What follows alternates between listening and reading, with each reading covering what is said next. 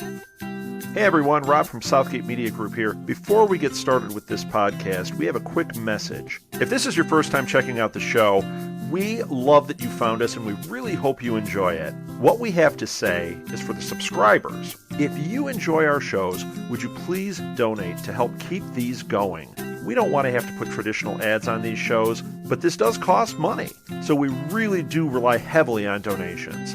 To make a donation to the show, please go to our website, www.southgatemediagroup.com. Go to the page for the show, and in the upper right-hand corner is a donate button. It takes you right to PayPal, and you can donate whatever amount you want. Thanks a lot for listening, everybody. And now, on with the show.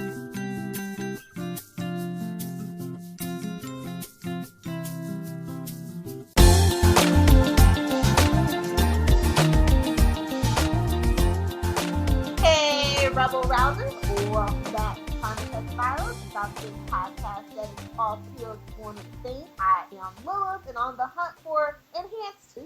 It's me, Ricky, and I'm trying not to eat the fries which are next to me. And by fries, I mean chips. Up for discussion today is episode 105, The Lion's Den. Very appropriate title, if you ask. Whatever. I'm sure Ricky has a knock for us. Yes. Noah confronts Erica and looks for answers as to what Renatus is planning. Miko finally recovers her sword. Tommy learns that he is adopted and attempts to learn the truth from Anne as Casper further turns his world upside down. Do you have any tech specs? Yep, this episode was written by Holly Harold and was directed once again by Jeff Woolnough. We met a guy named Richard Schwankman at Renatus, played by a guy that looks really, can't put like he's played by the actor Michael Rowe, Geralt. I'm looking at him now. He does look like the guy from Waiting. No, that's Rob Bennett from Supernatural. He looks like the guy from Pacific Rim. Okay. The other guy. But I know that's not him. But anyway, I just wanted to bring that up. Yeah. And we also met a guy named Don Mercer, time both the private home as well as the Collins home. Yes. And we had no Joanne, so big bonus for me on that front. But also, Don's wife is called Marcy, so her name is Marcy Mercer. Quite a name. That's all I wanted to bring up. Literally. I want to start with these chips that are next to me, but in real fact, I will start with, let's start with Miko and Ren, because not a lot happened with them, but quite a lot. We should talk about them, because we kind of had, like, a mini Kirby Plaza, like, meetup at the Kravitz home. Okay. We just kind of saved that whole section. Fair enough. So we did that with Tommy. I'll move them off my list. Well, I'll move them further down my list. I guess we'll start with Carlos, because he's pretty, far removed. Off on his own, and he's not got a lot going on, really, does he? But to be fair, I like the fact that they're kind of focusing on different kind of pairings more in different episodes, and then just having like little bits and pieces to remind us that there's people about. I really think to do that with I guess.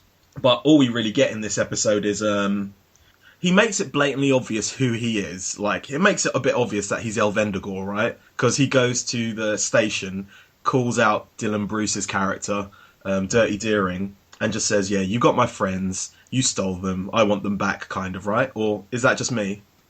No, I mean, he already knows, obviously, but I don't think that obviously he figured out that Deering knew who he was because he kidnapped, nephew. So basically he has nothing to... Fair enough.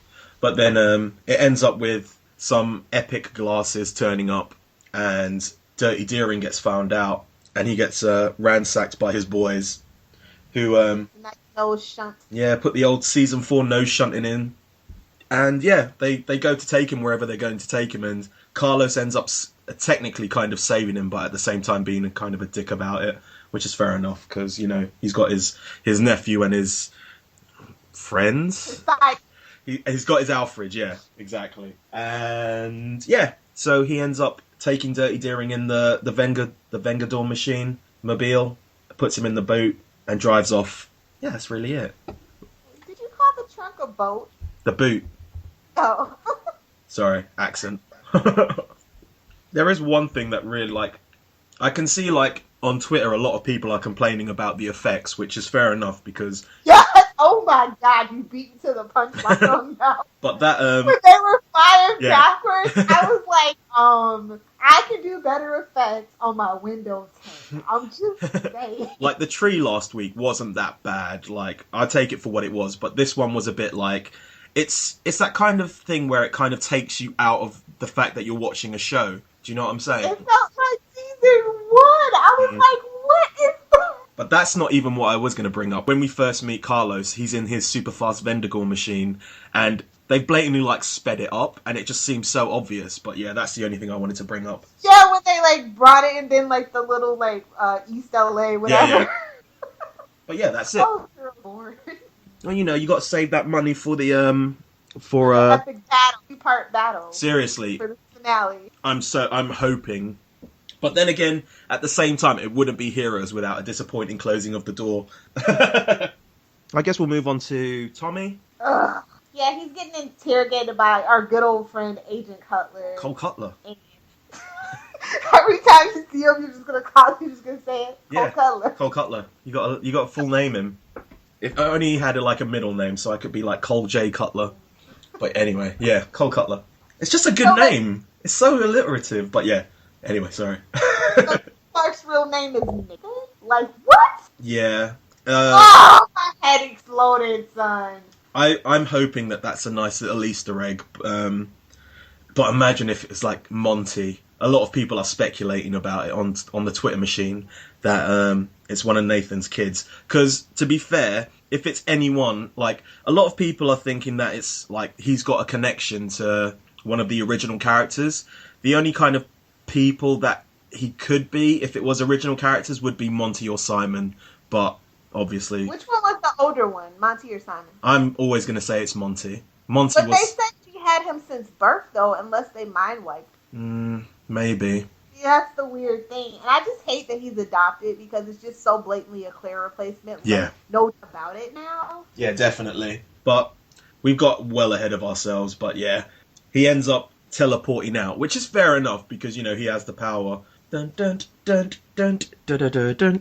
Anyway. The power!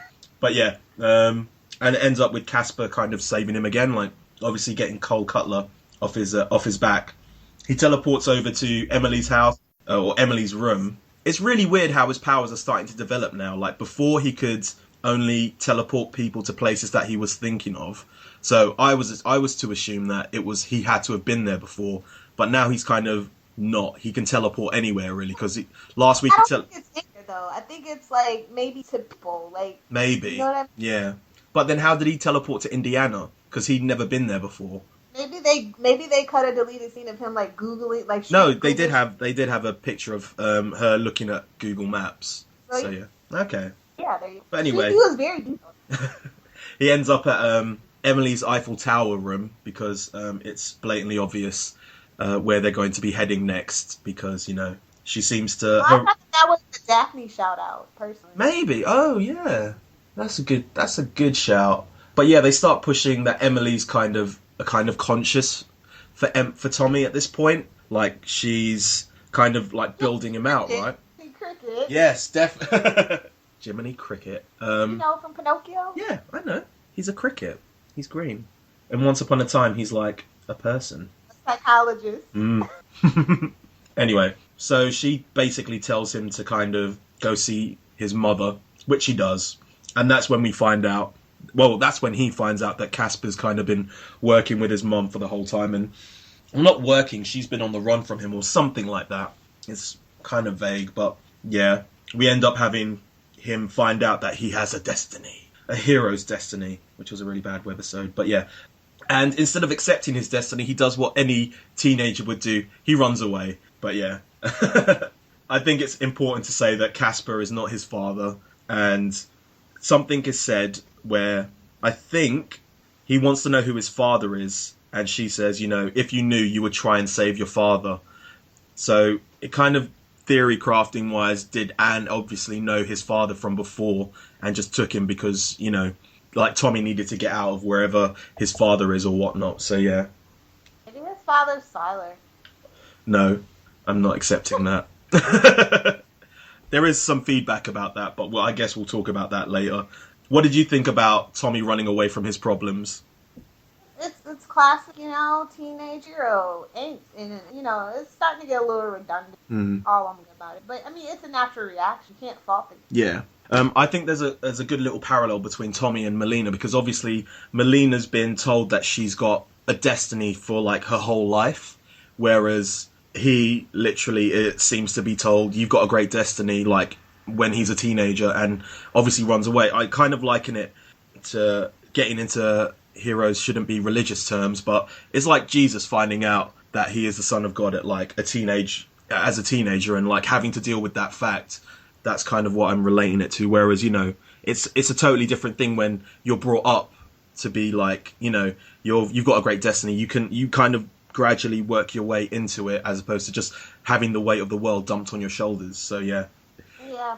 But like, really? You're just gonna shoot the first like Muslim superhero and like you barely developed her? Okay. Whatever, girls. But it seems like they've got someone else to take her place, which we'll talk about in the trailer. But yeah, we'll move on to Malina, I guess. What do you think about Malina? Because I think at this point she sounds a bit... I think her and Tommy have still got that kind of same... They're very like...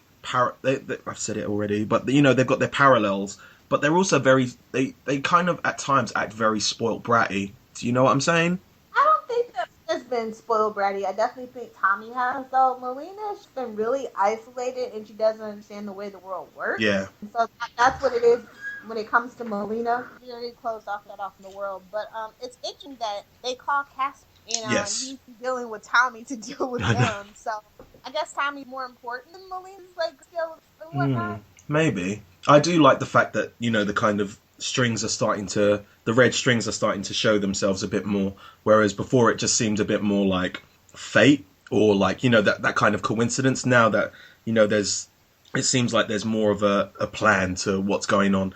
Oh my god, the plan. But yeah, it seems that... Except for Luke, though. Luke and Carlos, so far removed. It's going to be interesting to see what they do. Well, we obviously know from the trailer where kind of Luke is going, but I'm still interested to see where Carlos fits into all of this. So... Talk about Luke, because he spent way too much time with his emo anger. Did you not like it? Hated it. Fair enough. Oh, so annoying. Even without Joanne, he's annoying, so he's a purpose. So, well, it looks like he has a purpose now, right? Oh, my son. Oh, I killed him. Oh, I miss you. Like, did not need all that. No, get it. I kind of like it. I quite liked his whole emo kind of thing. It felt very much like it was him kind of getting rid of his past. And that's what, the whole thing, it felt like it was his last kind of way of looking back at his life, which was obviously like Dennis and what he's been doing for the past year. And, it was him getting rid of all the shackles of all of that, and like, anything that kind of linked him to his past. Like, obviously, he got rid of the dentist practice that he worked at. How random is that? So, he got rid of his dental practice.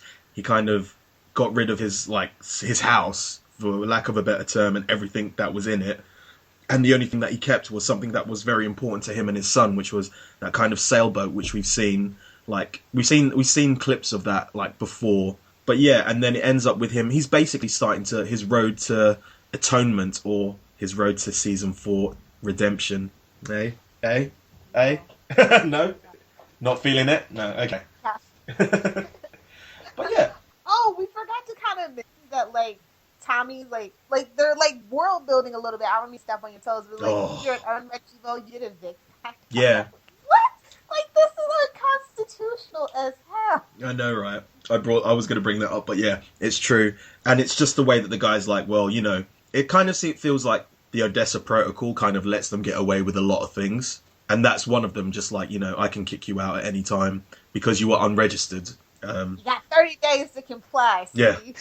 She's got 30 days to comply, see? There's something I want to bring up about Malina, actually, because we kind of glazed over a bit of stuff. But you're talking... I like the fact that you brought up, that she's kind of sheltered, and she kind of has that kind of homeschool kind of vibe about her, where she's just very awkward in social situations. But also, I have to bring up the fact that, she's done a lot of theory work, but she's not really done that much practical, like when it comes into the case of like using her powers against people, and it seems like she does. But as soon as she takes her first obstacle, which is Emo Phoebe. Oh man, Emo Phoebe.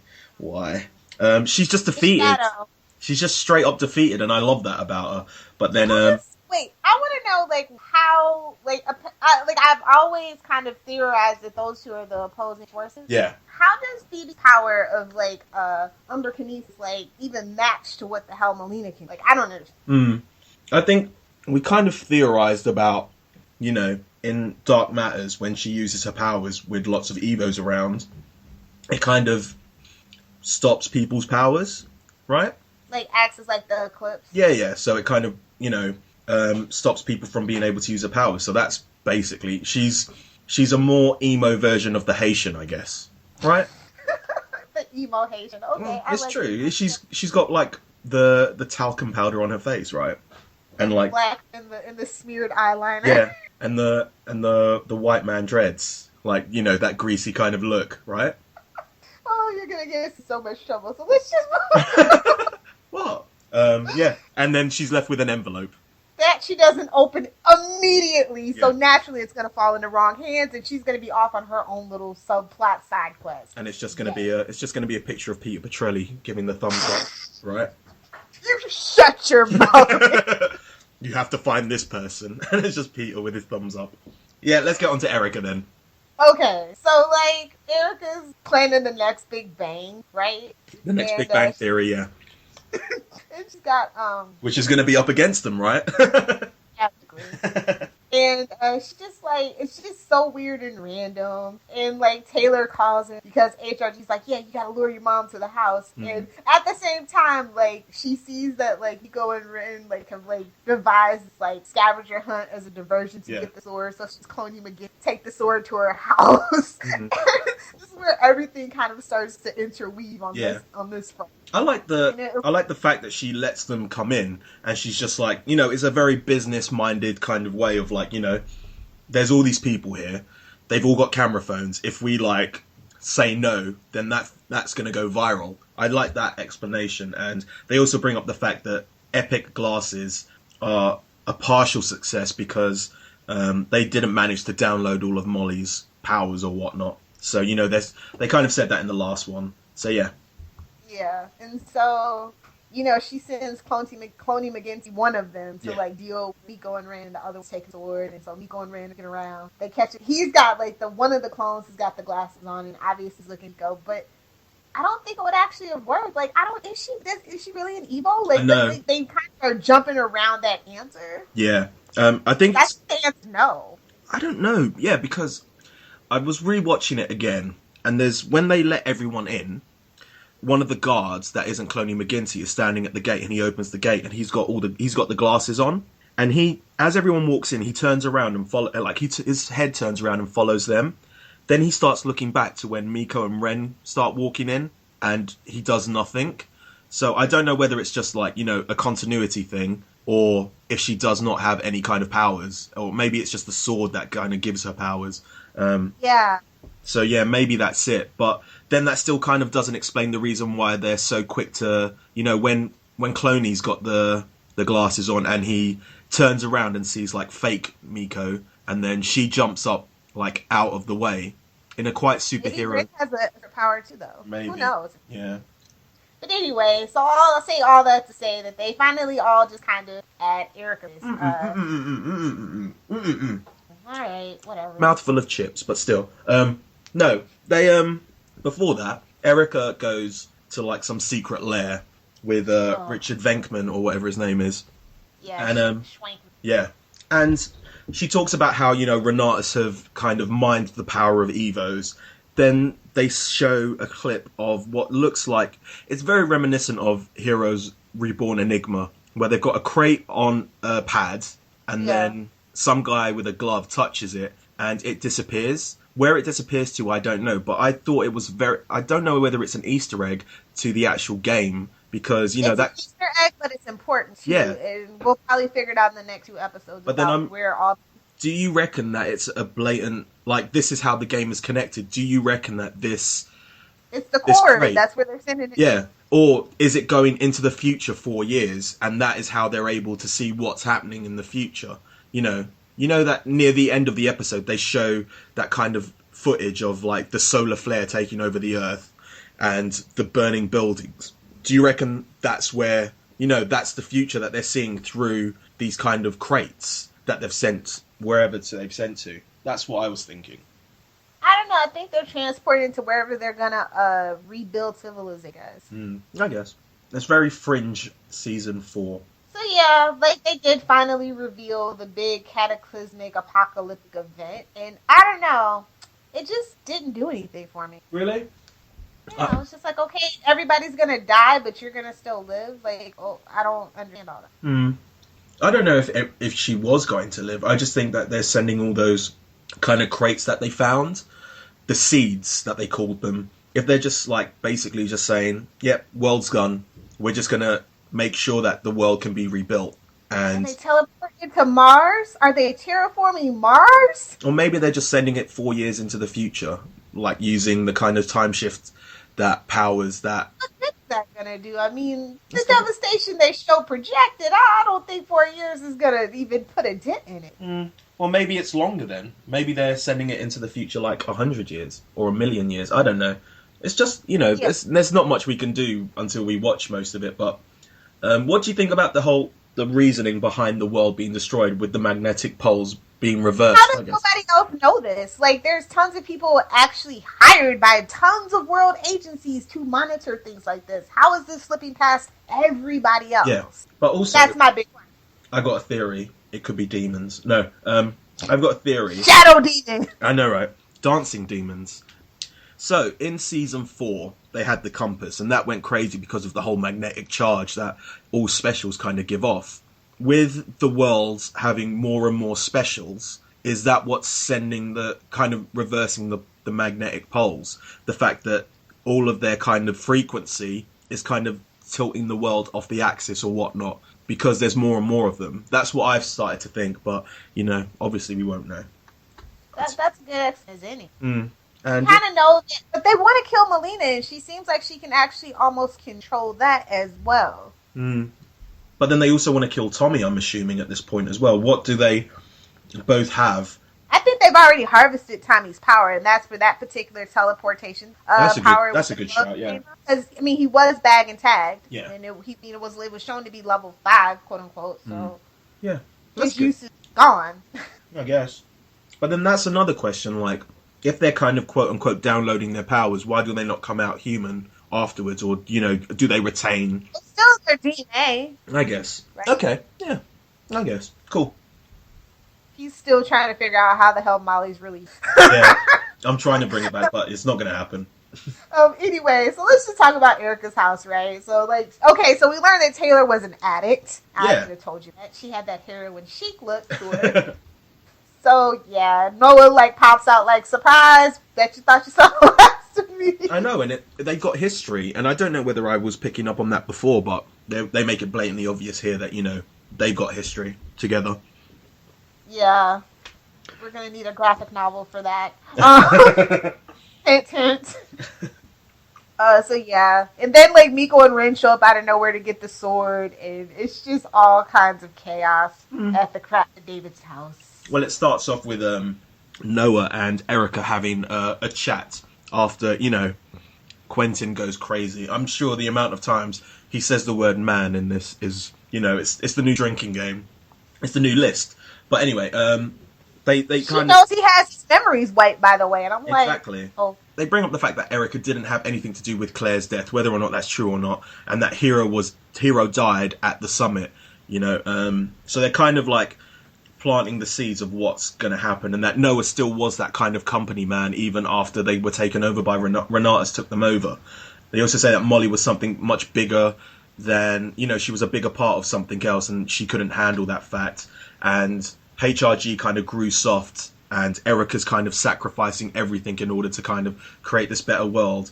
But they say, you had your mind wiped because obviously you couldn't handle it or whatnot. She's kind of opening his eyes to kind of, what he's done. So do you think Noah was kind of ultimately kind of part of this plan?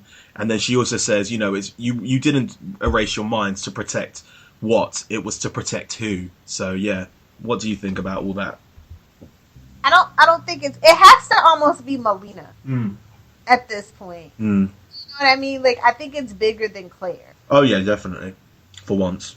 I know, right? Or maybe it's Tommy, because we do know that he meets up with HRG, right, from those clips. Yeah, I think there's something bigger going on with Malina and Tommy. I think it might be I think they're the same age and they're like super Wonder Twin powers activate or something. I think there's this kind of Skywalker thing going on there. Yeah. And Hero better not be dead Yoda. That's the only things, really. Apart from the fact that Miko kind of is only using her powers at the moment to kind of teleport from one side to another. I'm kind of glad that they haven't brought us back into the game, but I think that's going to happen in the next episode. But yeah, that's it, really. So, yeah, okay, that was the recap. Time to do the review. Who was your favorite character? It's going to be Luke. I really liked him in this episode, even though he was emo-y for the most part of it. I like the kind of... It's that kind of transition episode between him being a bad guy, and then the next episode is him going to be the good guy, or, you know, the guy who's seeking redemption, or atonement, as they call it. And this was that kind of the in-between phase of him looking back on his life and what he's done, and then kind of moving on into the future. So yeah, I'm going to go with Luke. How about you? I'm going to go with Quentin, because, like, I didn't think he had it in him to want to kill somebody. Like, when he whips the gun out, and he's like, we can just kill him right now, man. And he gets... I was just like...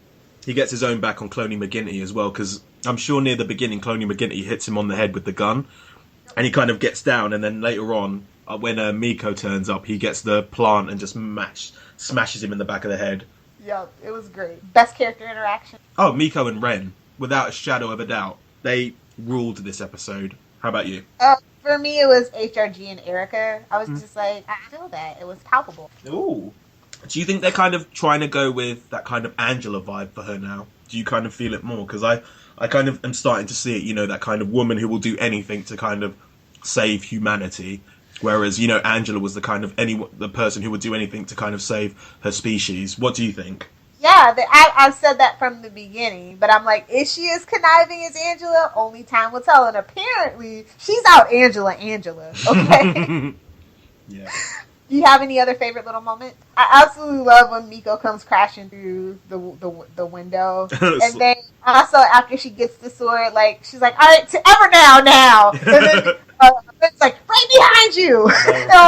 Gave us a thumbs up. It was just so hilarious. It was Reckless Ren will be at your side, wasn't it? That was what he said. Yeah.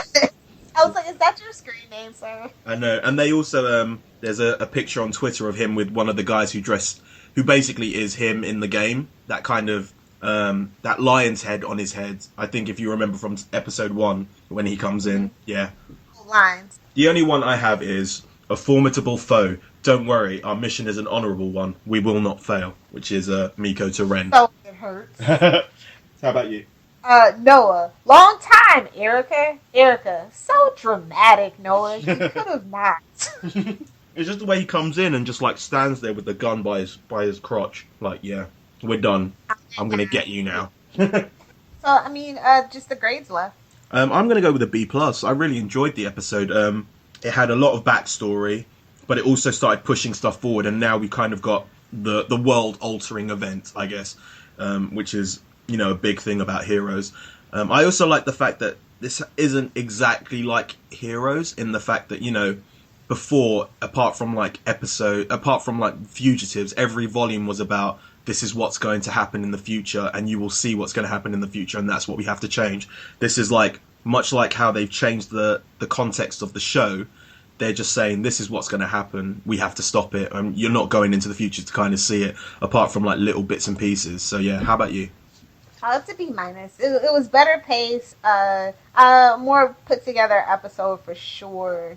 I'm just going with it, you know what I mean, at this point. I mean, it's kind of odd that, you know, in a 13-episode series that, you know, we're just now finding out the cataclysmic event, and we're still kind of being sheepish about it. Yeah. Like, it's one thing for our heroes not to know, but I think you should let the audience in as early as possible so they can be excited about theory crafting and, you know, and following those breadcrumbs. That's been my biggest disappointment about Heroes Reborn so far. And also the ratings went down again, didn't they? Not by much, but it was only 4.1, I think, this week, right? I didn't even check. That's fine. I don't I mean, at this point, we pretty much all just kind of consigned to the fact that it's probably going to be a one and done, or maybe like 5 years from now they'll do another one or something like that. And everyone will be clamoring for Tommy to come back. Everybody will still be clamoring for HRG. And they'll like, fix the timeline, bring the Haitian back. Like, that's kind of no. Yeah, anyway. But I think there might be a bit of a rating spike next week, but I also think it might be in vain because obviously everyone kind of knows that Hero's coming back properly next week. He's even come out on Massey's even come out on Twitter and said, he's going to be in it next week. But I do feel but whether it's a flashback or present time, we really actually don't know. But I also think it's going to be like the last 5 minutes. So yeah. Yeah, exactly. And then the next one will be more him. But yeah. Yeah, exactly. Like you know what's going down when the higher ups are like, okay, now you can tweet about it, sir. Now exactly. Our ratings are down. We repeat. I just wanted to bring up the fact that like I've been reading on Twitter that everyone's kind of talking about the show and how it's not like the original and how they're all clamoring for the original characters to come back.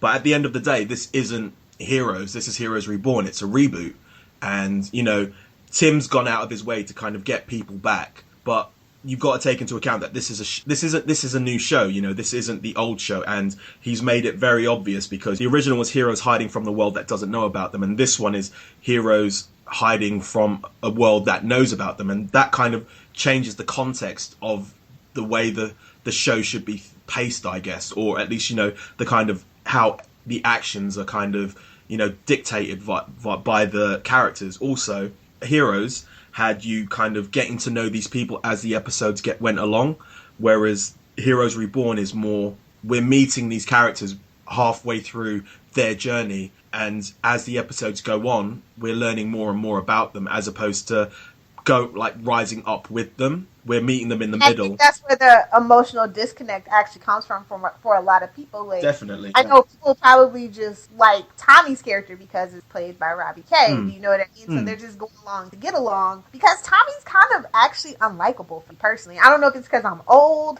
but he's just a brat. And I feel the same way how I felt about Claire in the rewatch. Like when I was young, because when Heroes first came out, like I said, I was considerably a whole hell of a lot younger, right in college and whatever. So I still could almost connect with it. But in the last rewatch, I'm like old as hell now. So it's just like, I have no time for these teenage temper tantrums. And I think also something that's big to bring up is this show is 5 years later, and the TV landscape has changed quite dramatically in these 5 years, and the audience's kind of tastes have changed. And it seems like Tim is trying to cater to a lot of people. He's trying to cater to the old fans. He's trying to cater to the new fans. He's also having to probably cater to the network and what they want. And it seems like it's a lot of external things. And he's putting out a product which I, for the most part, am enjoying. And yeah, I just think people kind of need to give the show a chance because it's the way that Tim kind of tells his stories are. This is going to be a really bad kind of example, but it's like an M. Night Shyamalan film. It's really slow to begin with, but then at the end, like near the end, that's when it gets really good. But that's how kind of Heroes has always kind of been. People are I think, looking back at Heroes with very nostalgic glasses. And they're thinking that it was the best, like season 1 was the best thing ever. Season 1 was great, don't get me wrong, but it wasn't as great as everyone thinks because, there were those kind of filler episodes and, and it didn't really get good until, episode 9? Yeah, basically. And, we're literally watching the show at episode 5. Of course, it's not a lot is going to happen because, they're building up to something big in the next couple of episodes. But I think a lot of people's problems with the slow burn is that it is a limited event series. Yeah. We've got 13 episodes, supposedly a definitive end, middle, and beginning, but it kind of just feels like it's meandering, and it's a little frustrating. I can totally understand what people are saying. But at the same time, like I said, I love the first episode, the premiere. I like the second part too, but I said it was such an endearing throwback to the old fans, and I thought that maybe that really set up the new viewers that hadn't watched Heroes before for it was almost set up to fail at that point. Everyone's waiting for Hero to turn up. Don't worry, he's turning up in the next episode. But you've also got to take into a fact that, Massey is on another show where he is a regular. How much stuff had to be done to kind of not wrangle, but to get him out of this contract to work on a rival network for 3 episodes. Come on, at least we got him back for 3 episodes. So yeah, enjoy it. Yeah, I'm gonna really enjoy it, and it's just like, oh my god, I cannot wait. So I really see the ratings going up for the next 3 episodes if done right, I guess. I also think that, you know, the next 3 episodes are a load of the old heroes coming back, because, you know, you've got kind of Massey coming back for 3 episodes, then you've got kind of Matt coming back for 1, and then I think you've got Mahinda pretty much for the rest of the show, and that is going to be a ratings boost, no doubt. But yeah, if you like, I guess that's it. That's all. I went off on a tangent of very. That's okay. Do you have any other burning questions on world building? Yes.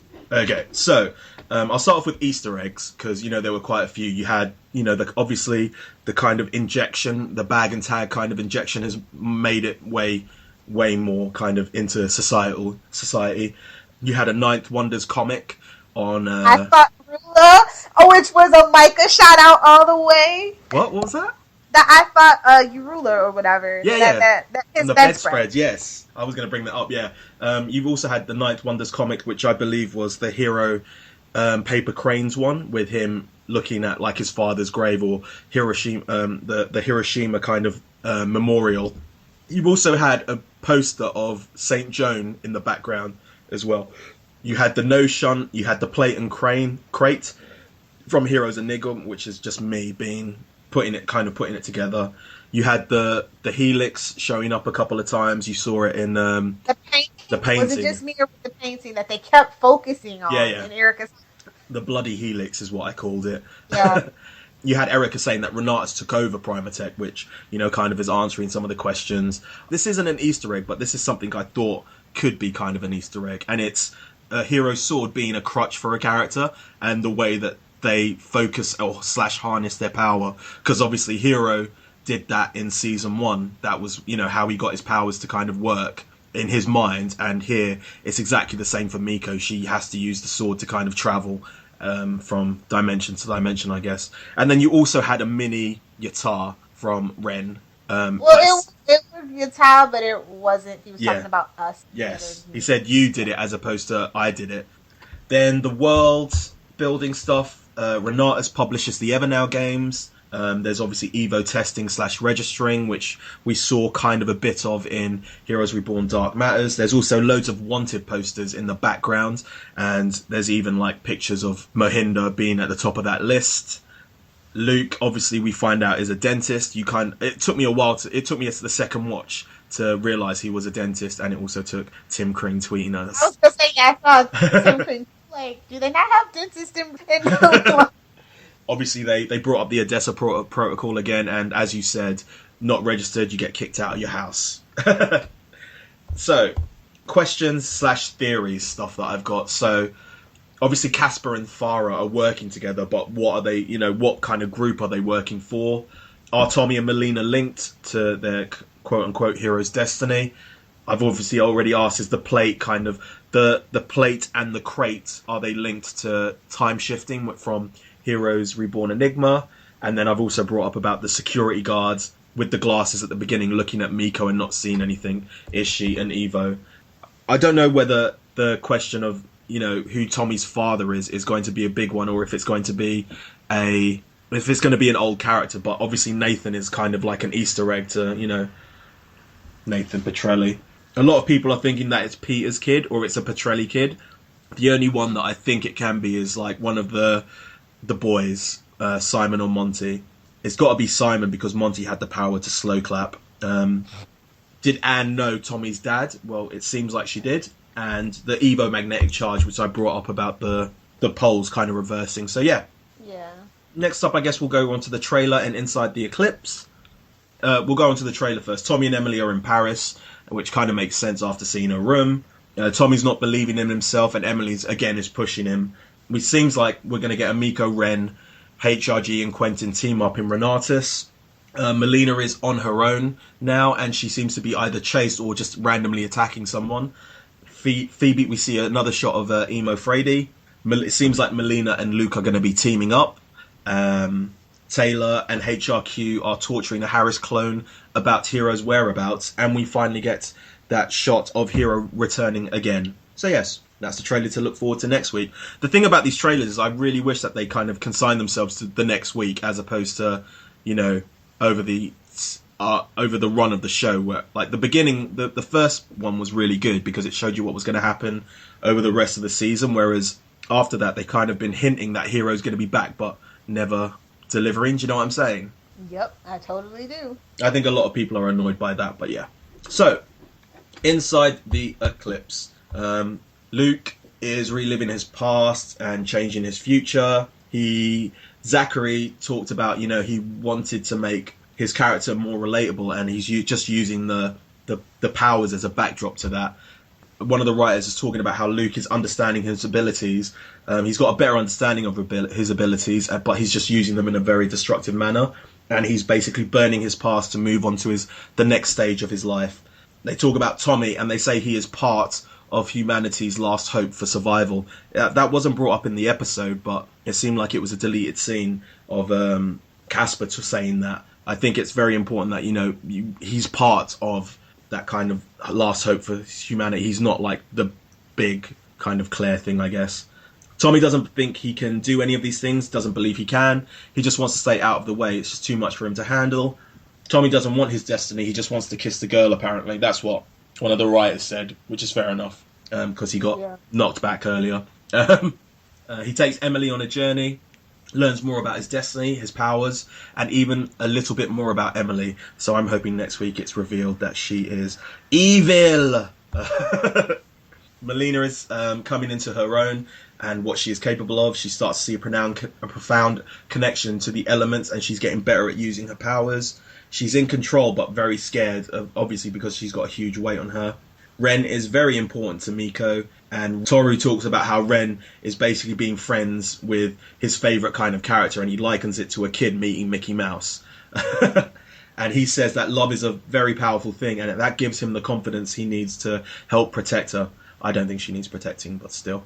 And then they talk about, obviously, how this episode kind of gives the characters more information about the stakes at hand. They basically joked that, you know, stop the helix, save the world from this kind of extinction level event. Erica's going to let it happen. She sees herself as the cure, and there's a final solution which is coming on a very large scale. And it finishes with HRG talking about, you know, he needs to open up his eyes. Was there any valid reason for him to have his mind erased? Like we say every time, watch the Inside the Eclipse. They're very, very good kind of breakdowns of the episodes told from the writers and some of the actors. So yeah, we'll leave a link to it in the show notes. Cool beans. Lilith, do you want to... You completed the game now, right? Yeah. Do you have any thoughts on the game? I personally didn't get stuck on any levels. Oh, look at you. 5 minutes. I don't know. I'm just... I'm not really a mobile gamer per se, so I think that was just a little annoying for me. I can't wait for the PC game for sure, because it'll obviously a little more intricate. But I thought the puzzle factor, and then I'm interested to see if this actually does really tie into the show, because how could it at this point? On a major level for us to have spent money on the game. It's not like it was a free game. You know what I mean? You didn't even get stuck on level 23. Not level 23, the second to last one. That one took me ages to beat. No, I'll tell you, on the last 10, I just looked ahead at I forget who had the guide out, but I looked at the last 5 out of 10. No wonder. Because I was reading the forum, people were like, yeah, it's really hard. So I was like, okay, I'm just gonna memorize this. I don't care. Fair enough. Ain't nobody got time to be stuck on levels, okay?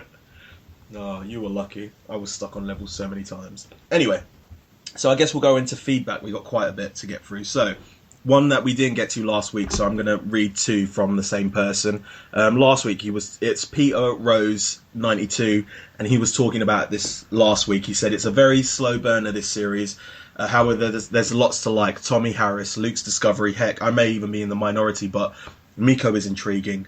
Not so good, Joanne, Ren, and Carlos is the new Alejandro. Please note, my opinion of him may change if the characters flesh his character out. Middling, Molly, Pennyman, and Melina is an unknown quantity. And sorry, Ricky, but Quentin is like a cross between C-3PO and Randy from Scream. How dare you, sir! I know. How very dare. Fair enough, you're entitled to your opinion. I just think your opinion's wrong. No, I'm joking. Though it has its flaws and there are many quick edits, some underdeveloped characters to name a couple, there are lots to like here. And if you enjoyed Heroes Seasons 1 to 4, you owe it to yourself to find out what's happening in this brave new world. Ooh, nice. Yeah. Nice. And he talks about this episode, which is Lion's Den. He says, best episode of the series by far. And he's getting the classic Heroes vibes from it now. So, yeah. I still don't agree with your opinion on Quentin, but, you know, yeah. Anyway. Next up, we have a tweet from @Dragon McElroy. Dragon would be a great first name. I'm going to call my first kid that. Absolutely loved it. It gets better with every episode. Zachary Levi was amazing. His scenes had me in tears. So powerful. Absolutely loved it. It gets better with every episode. Yeah, I agree. You don't, but yeah. Next up, we have some feedback from Elechna1, I think it's pronounced. I don't know. Basically said either, I think this is kind of their kind of theory crafting. It says either Renata's both created the magnetic pole problem and wants to repopulate with the Evos and seeds, or the magnetic pole problem was coming anyway. Renatus assumes it can't be prevented and isn't that evil. Wait, theory here. Could Luke have exploded Odessa since he said it's the second time that Suresh took credit from him, meaning in the ice cream parlour when he sees the headline of Suresh being blamed for the Chicago fire? I don't think Luke was at fault for what happened in Odessa, unless there's another mind wipe, but he doesn't seem to. It seems like he's just starting to come into his powers. So yeah, how about you? Oh, like I said, I don't think Luke had anything to do with Odessa as far as we know, but like things can change rapidly in the Heroes universe. Definitely. Next up we have Papa's Ben. He says, what's going on with the Earth and that fire? It seems to me like Erica may actually be good. Do you have any theories on Tommy's parents? Do you have any feelings that he is related to a series original, maybe Leah Petrelli? What happened to Silas' son? There's got to be some awesome twist with parents twist with him and Malina. So, like we've said, we don't think that the only Petrelli sons that it could be is one of the Monty or Simon, Nathan's original kids, but I don't think that's the case. I did have a Miko theory that Ooh. I think pretty much a lot of people have. Is that, because she's so much like Hero, that Hero had a hand in her helping her discover her destiny. Like future Hero goes back, tells her father what to do, and to create the game and stuff, and then boom, sets on this mission that may or may not save him in the process too. I guess. Yeah, maybe. Although he said that he's not connected to the obvious people, so I don't know. Maybe that was just a line he had to say to throw everybody off. Maybe. Like how they said, Molly was human and not a walker. Anyway, and also what happened to Silas' son was an alternative timeline which never came into fruition. Also, we never figured out who the mother was, even though I thought it was Elle, but she died. So yeah, theory done. I do think there might be a twist on who his parent is. I think the only way that they've made it so obvious that the only thing. Wait, is that why Angela's coming back? Maybe. I think she's only coming back I think she's dead, and I think she's only coming back for the flashback episodes which are coming up. It's a two-parter as well, which I'm looking forward to. Wait, really? We have two-part episodes? We have one. Yeah, the finale is 2 parts too. Okay. Well, they've got June 13th. The synopsis just came out yesterday. They got June 13th, part 1 and 2. Yeah. So yeah. Huh. Next up, we have a very quick and simple message from Elijah Alexandra on Facebook. He says that episode 5 was epic. Thank you. I don't know whether he's talking about the show or just, the glasses. But no, I assume he's talking about the show. I really like this episode. I wouldn't agree with epic, but it is, I think, clearly one of the best episodes from the new series, not including, that premiere. I agree. The great Lexini says it was amazing. I think amazing is a good word to say. Yeah. Next up, we have copy of Clara asking, what if Phoebe is the reason Claire is dead? Maybe she cancelled out Claire's powers. I was thinking about this when you emailed it in, and the eclipse kind of stopped her powers, but when the eclipse, when the eclipse happened, finished, she came back to life, right? So I don't know whether or not They never really explained Claire's powers that well, but I think, as long as, her powers weren't being blocked, she would regenerate and come back to life. So I still don't think Claire's dead. I think, someone's protecting her. Wait. Okay. There is one way besides cutting Claire's head off that she can die. Which is? If she developed a tumor. Remember when they were looking for the cure for Hero? Yes. That they planted that seed a while ago, and maybe just someone injected her with a tumor. Yeah. That's a good theory. I like it. Because then Claire's dead. No, I'm They're joking. so evil. Everybody else has been clamoring. Oh, and I do want to shout out to Hayden Panettiere because she is going through something really awful with postpartum and whatnot. And she, if you've ever met her, in real life, she's the most darling little person ever. And it's kind of hard to see her struggle with that. So thoughts and prayers to the Panettiere family. Next up, we have Daniel Gaston 4, who just says, "It was great. Do you think Tommy is Nathan Petrelli's son?" No. Because Nathan Petrelli died about 10 years ago. Maybe. But no. Definitely no. Well, it always could be time travel shenanigans. I don't want any of this time travel shenanigans. You gotta get it. Oh, man. No, I don't mind time travel shenanigans, like in terms of going back and forward. I just don't want, I had a kid, present day, I sent him back 17 years, and now here he is, present day. I don't want any of that. Get ready for it. I feel it coming. Next up, we have Daniel Walton from Facebook. He just says, "It was much better than last week, I'll say that much." Yeah, totally agree. Two sides, one coin says, "So Erica is now basically Lysandre from Pokemon X and Y, resetting the world back to zero. By the way, you called the one about Tommy. Situation is almost just like Claire Bear." So yeah. I was hoping they weren't going to go there, though. But what do we say? Called it! Nailed it! I don't know anything about Pokemon X and Y, so I couldn't really... I don't know anything about Pokemon, other How than dare you? I am Team Rocket. How dare you? And I'm a 90s baby! Oh, I'm so ashamed! You should be. Also, I was talking to one of the developers of the game on Twitter, and I basically asked him about, near the end of Heroes Reborn Enigma, you find those vials of everything, and you finally find out what WH stands for? Yeah. So this is where this is going. So obviously we know what TS and TK stand for. I assumed that PK stood for pyrokinesis because I think it's been said that Trevor Mason has the power of pyrokinesis, so it kind of makes sense. And then I asked him what WH stood for, and this is what I got back.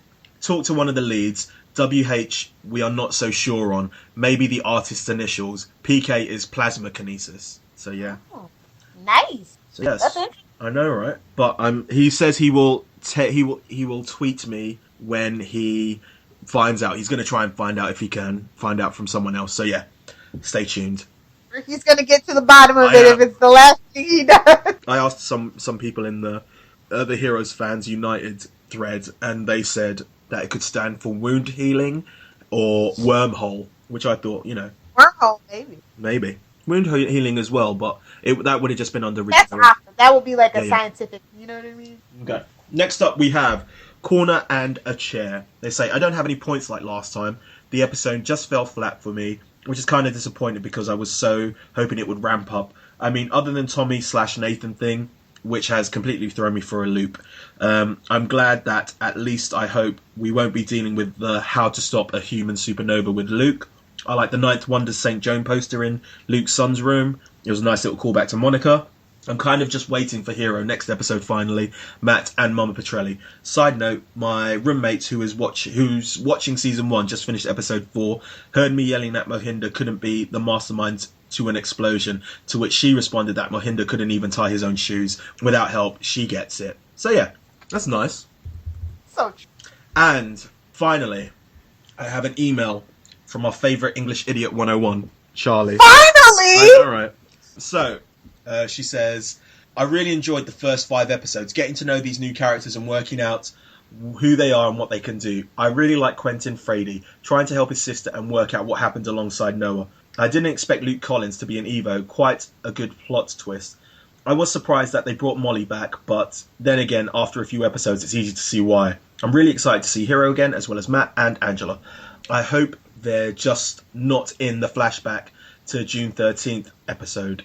The villains seem to be very well thought out, and we've got a disaster coming, so that's something to look forward to. I just hope we get a good explanation as to how Claire died and what happened at the summit. Can't wait for new episodes. We missed you, Charlie. I know, right? So, I think that's it for now. We finally only have the episode to talk about, which is refreshing. Looks like it's time for some shameless plugs and self-promotion. We'll start with the show contact info. We here at Primatech Files love listener feedback. If you would like to get a hold of us, we have a ton of ways. You can email us via primatechfiles@gmail.com. You can leave us a private message or interact with our posts over on facebook.com/primatechfiles. We live tweet 2 episodes per week every Saturday starting at 11 a.m. Eastern Standard Time. For more information, be sure to follow us on Twitter at PrimatechFiles. You can also find us on Clamor, Tumblr, and YouTube by simply searching for Primatech Files.